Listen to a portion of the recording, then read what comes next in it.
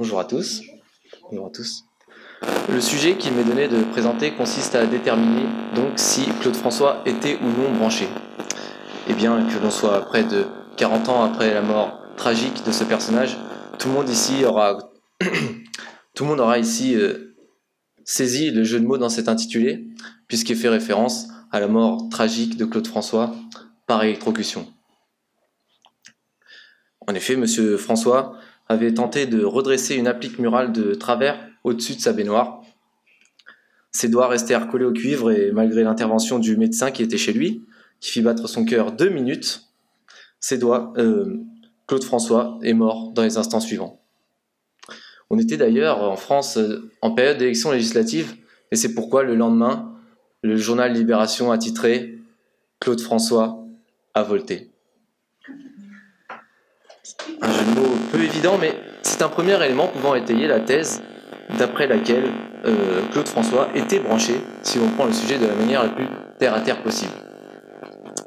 De plus, toujours pour justifier cette idée, sa mort a alimenté, comme souvent pour les morts des légendes, à l'instar d'Elvis Presley ou de Michael Jackson, on a parlé de fausses morts pour fuir du fisc, pour aller vivre à l'autre bout du monde, ou alors de suicide.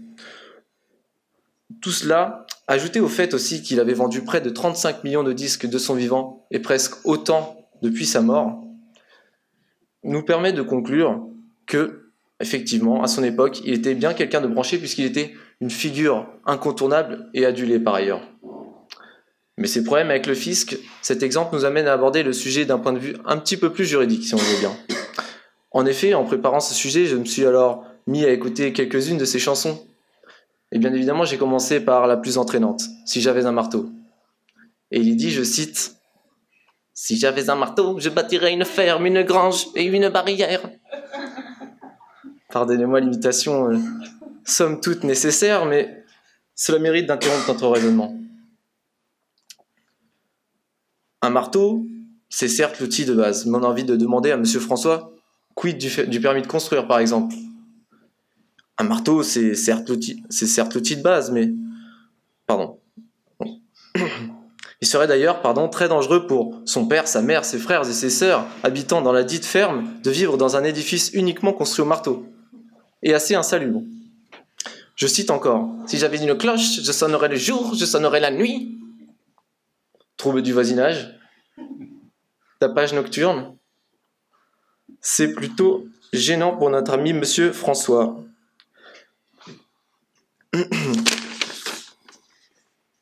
On a tendance à se dire à ce moment-là du raisonnement, on a tendance à se dire qu'il n'est pas trop branché juridiquement. Alors je poursuis tout de même de bonne foi en écoutant le téléphone de pleurs. Et là c'est du délire. Il appelle, une enfant lui répond, et on a l'impression qu'il prépare un cambriolage. Il lui dit « Raconte-moi, où est ta maison? Apprends-tu chaque soir toutes tes leçons ?» Et la suite de la chanson consiste à sous-entendre qu'il serait le père de la fille. Donc là, on en a pour plus de 20 ans de psychanalyse minimum quand elle comprendra. Et dès lors, c'est certain, bien que littéralement et de manière figurée, un personnage branché, Monsieur François était un homme à la limite du dangereux et certainement très peu branché juridique. Voilà, maintenant que nous avons creusé ce sujet de la manière la plus terre-à-terre possible et tenté d'en sourire, il convient enfin de s'interroger sur la véritable question qui nous est amenée ici à nous poser, la véritable interrogation derrière l'interrogation, qui est, d'après moi, peut-on rire de tout?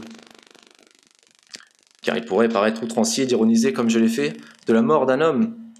Et pour appuyer mon propos, je prendrai un sujet qui est plutôt d'actualité en France, le sujet du terrorisme, puisque c'est une question qui s'est posée d'ailleurs derrière moi en France. La réponse, d'après moi, est oui, bien évidemment, et non, je ne vous ferai pas l'injure de citer l'adage de Desproges qui disait « On peut rire de tout, mais pas avec tout le monde ». Du coup, je le cite, mais c'est pour mieux m'en débarrasser. C'est un cliché absolu. Premièrement, d'après moi, d'en rire, ça réduit la peur que ça nous inspire. Car effectivement, penser au terrorisme, penser à la mort est extrêmement anxiogène. Puisque, par définition, un tel acte peut arriver n'importe où, n'importe quand. Le nom lui-même Et d'ailleurs, terrorisant, vous me l'accorderez. En revanche, le mettre sur un piédestal, là-haut, dans la case des sujets dont on ne peut rire par peur d'offenser, comme aussi haut que le Tout-Puissant lui-même, serait faire l'erreur de mythifier ce qui ne doit pas imposer le respect. Ce serait en quelque sorte comme s'agenouiller devant le dictateur autoproclamé. C'est lui faire un trop beau cadeau. Il convient dès lors de trouver un exutoire qui est alors ici tout désigné, le rire.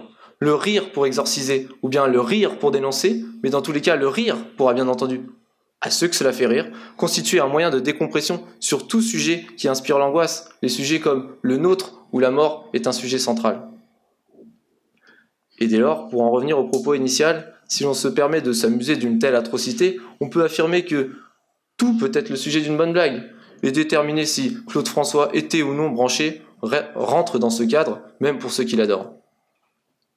Mais bien sûr, et ce sera mon dernier mot, comme tout principe, il connaît une limite, qu'il convient ici de rappeler. Il y a un enseignement commun au sujet qui unit Claude François et l'exemple du terrorisme.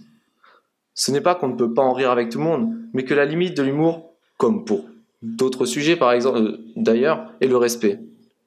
Car l'humour macabre, et là je peux penser par exemple à Dieudonné, apporte plus de tristesse que de joie, plus de larmes que de rire, et cela desservirait tout propos.